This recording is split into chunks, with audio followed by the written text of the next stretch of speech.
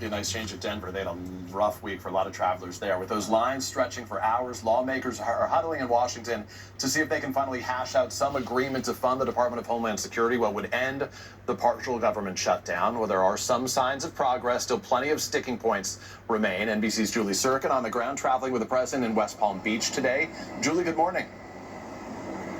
Peter, good morning to you. Lawmakers are actually working this weekend on Capitol Hill, but here's the catch. They're not voting to reopen the Department of Homeland Security, which is, as you just heard, has been shut down for 36 days. Instead, they're taking up a voter ID bill that has been a priority for President Trump for some time. Now, in the meantime, a bipartisan group held back-to-back meetings with White House border czar Tom Homan, trying to come together on a deal. Remember, Democrats triggered this shutdown, demanding changes to immigration enforcement after ICE operations left 2 American citizens dead. Now, since then, Peter, there have been some shifts. Trump and his team have taken a softer approach. The president firing Kristi Noem as DHS secretary, trying to replace her with Senator Markwayne Mullin, who could be confirmed as early as next week. Now, Peter, the White House has also agreed to several Democratic demands, body cameras, for example, on agents, limiting enforcement near schools and hospitals, congressional oversight of detention centers, and a commitment not to detain or deport citizens. Now, there are still sticking points,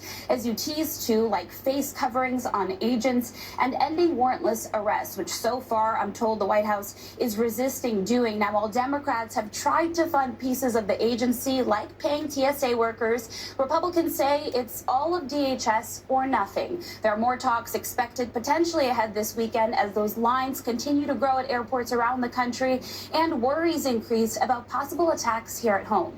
Peter? Yeah, Americans well past growing antsy on all of this right now. Julie, I want to talk about the conflict, of course, in Iran right now. We're going to get to Raf Sanchez in Beirut in just a moment. NBC News, though, this morning reporting that the Pentagon has presented President Trump with a series of options for going forward that include potentially sending ground troops into Iran. What more have we learned?